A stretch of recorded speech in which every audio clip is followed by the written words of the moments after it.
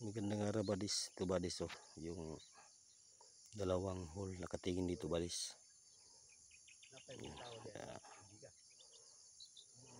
Yan badis. Yung surface marker. Ang positioning sa mga bato badis to.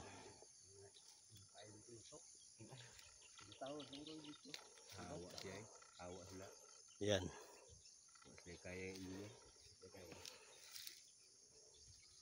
Badis oh. Cross type yan na badis ang formation sa bato. Badya ganyan. Diretso mo yan kakat. Dito naman. Yan badis ang sit up sa engineering Japanese. Dito mismo ang load. Pag itong sit up badis, di ka nalalayo. May confirmation badis oh, dalawang dot. Yan, pader type yan. So, hindi ka nalalagpas. Doon, dito lang. Mismo badis. Dito naman badis, may foot marker yun. Foot marker ng bata, may dalawang hole. Dito mismo. Pinutol na bato. Pinutol na bato. Dito badis oh. Kitang kita. Ang ibig sabihin niyan badis, dito na mismo. Under tayo, kinating. So, dead end siya, pader. Ang ibig sabihin niya ng linyada, south at east. Wood element yan badis.